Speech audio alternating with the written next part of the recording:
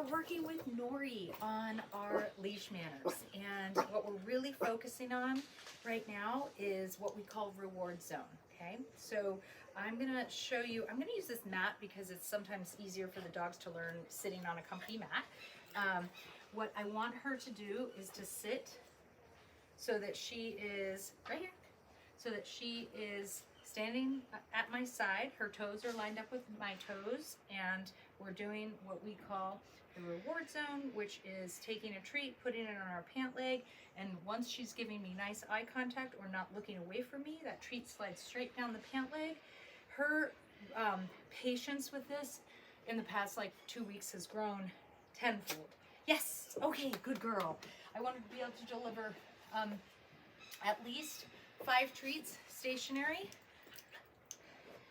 Well, she gives me that nice eye contact. Okay, right here.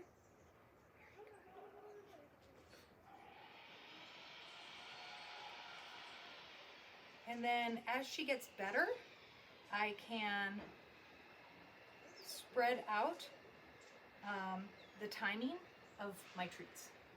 Okay, good girl. All right, so now I'm gonna move this mat and we're gonna go back. Excuse me. I'm gonna show you how we morph this into our walking exercise, okay? So, again, I've got a leash in my hand now, okay, right here. And I'm gonna just sort of bunch that up so it's not dangling in her face, and so that I don't have, I'm not giving her too much slack on the leash. I don't want her to have this much space to wander away from me. I want to be able to sort of keep her to one side. Okay, so I'm going to lure her into a sit at my side. And once we've got that nice reward zone behavior going on, then I'm going to tell her, let's go. Now, this is what the hard part is, that she's going to start jumping a little bit in the beginning. I want to make sure that I still plant that treat right on my pant leg. Let's go. And I want to try to deliver that treat right down to her. Let's go. Before she jumps, and I want to try to get it right in her mouth. There you go. This is hard to do because I'm walking in circles, so you can see this in a video. Once we got going, if we were on a little path, very nice, good girl. And then when I stop,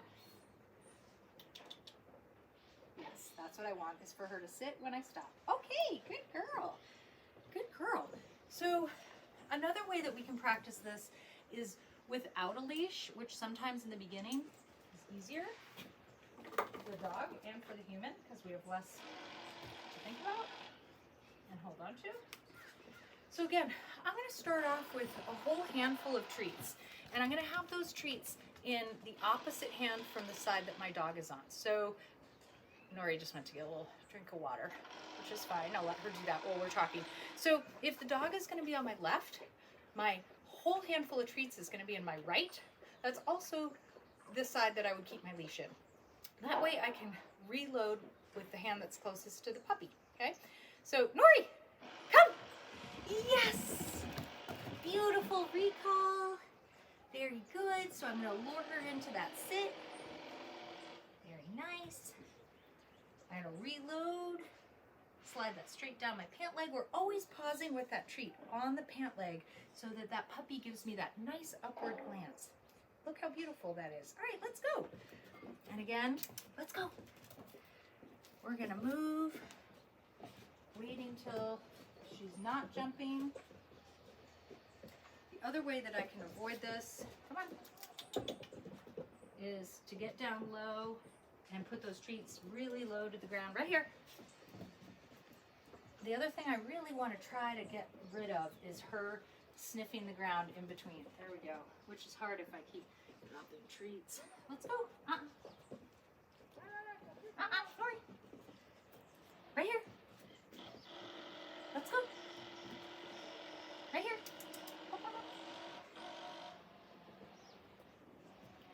Right here.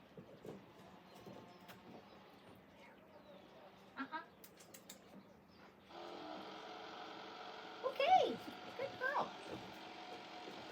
So the more practice we do of this, the more she will be inclined to not put her nose down on the ground in between, because she's going to realize all the treats keep coming from up closer to my pant leg.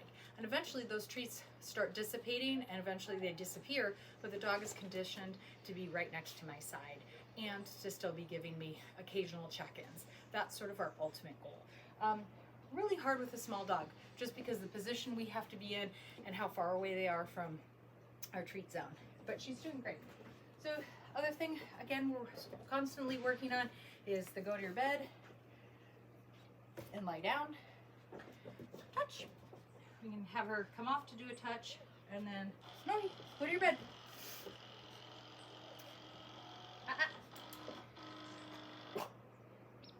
So when she gets on the bed, she should lie down.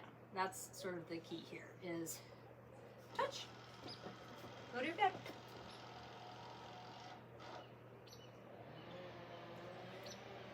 I can lure her into a down if she doesn't do it right away. Let's go. Down.